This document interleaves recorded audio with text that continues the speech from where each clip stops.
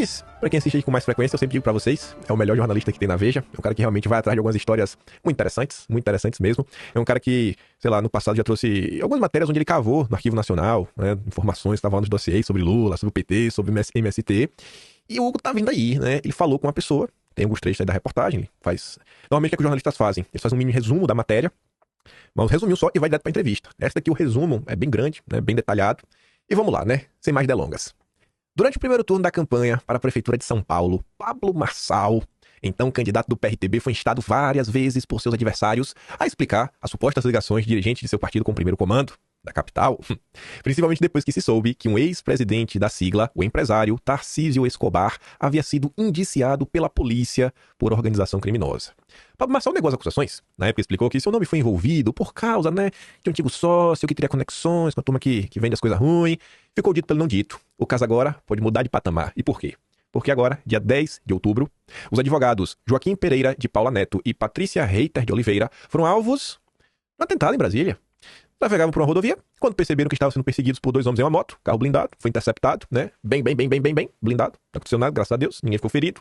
Mas a apuração sobre essa tentativa, né, de tirar a vida dessas pessoas, trouxe à tona o que até agora talvez seja o mais importante testemunho do nível de infiltração do crime organizado na política.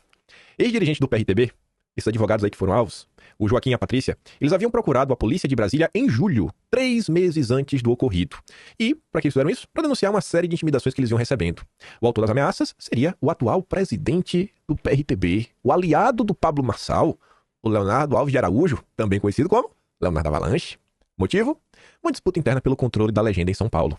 Em um depoimento, a advogada contou que o dirigente teria afirmado que tiraria a vida de qualquer um que se colocasse contra as decisões dele. Na época, Joaquim era presidente do PRTB em São Paulo e Patrícia atuava como consultora jurídica. Eles se desentenderam porque, segundo ela, havia um acordo para que o candidato do PRTB à Prefeitura Paulistana fosse o Padre Kelmon, que ficou nacionalmente conhecido na última eleição presidencial por razões ainda não muito bem esclarecidas. Leonardo teria decidido romper com o compromisso, né, romper o compromisso e impor o nome do ex-coach Pablo Marçal. Aí, preste atenção aqui no detalhe, ó. O que as pessoas estão dizendo não é que os caras foram lá só fofocar pro Hugo Marques. Dito em depoimento. Vamos esperar a elucidação final do caso. Mas vejam que é curioso. Pessoas, ó, para e pensa. Em julho, 2 pessoas que estavam no partido foram procurar a polícia. Deram depoimento. 3 meses depois, quase bateram as botas. Estranho. E você vê que a pessoa fez questão de registrar, né, que estavam com medo. A dupla que discordava dessa mudança, né, de rifar o Padre Kelmon, teria então sido destituída dos cargos, recebida ameaças e, por fim, o que aconteceu, né, dia 10. O que ninguém sabia é que, depois disso, os advogados também passaram a revelar às autoridades segredos sobre supostas ligações do partido com crime organizado. E aqui teve um cara lá que foi indiciado, né, Escobar. Joaquim já prestou depoimento ao Ministério Público. Com certeza a polícia vai chegar o caso, vai nos presentear, né, com toda a verdade. Eu tenho certeza, né, que se você dá um depoimento, e se você acusa, normalmente o ônus da prova é quem acusa. Ele contou que logo após a escolha de Marçal como candidato, e diante do ruído que isso criou na legenda, foi convidado por Leonardo Avalanche, o presidente do PRTB, e Tarcísio Escobar, o ex-presidente, para uma reunião em Arujá, no interior de São Paulo. E olha como são as coisas, ele tá falando onde foi, cidade, as pessoas que estavam presentes. O cara tem uma história. A polícia vai investigar, o cara tem uma história.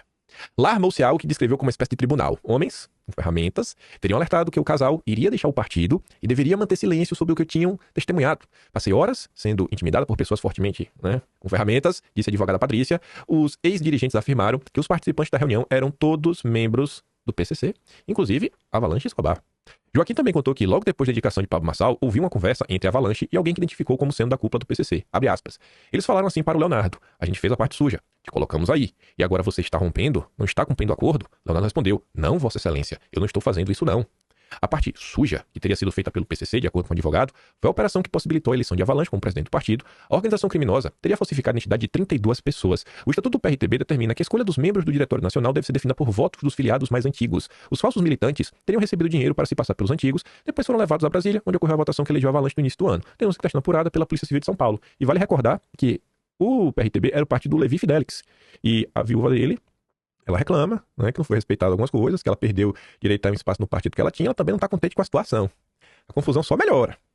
Para provar a conexão dos atuais dirigentes do PRTB com o PCC, Patrícia, O ônus da prova é de quem acusa. Então, para provar essa conexão, ela teria apresentado, né? Ela apresentou uma gravação em que Tarcísio Escobar fala de sua fidelidade à organização criminosa. Abre aspas.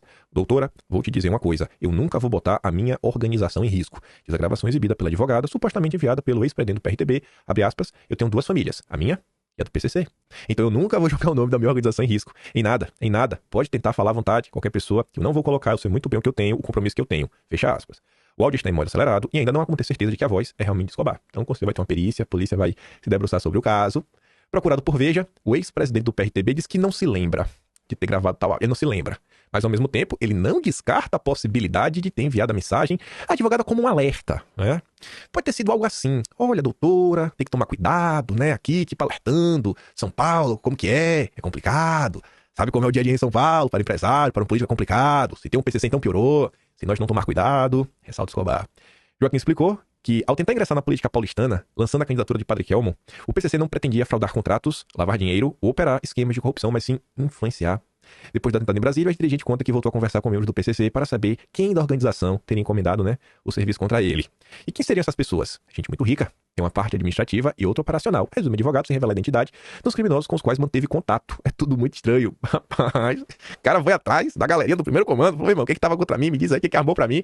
Rapaz, a galera tem uns contatos porreta, viu?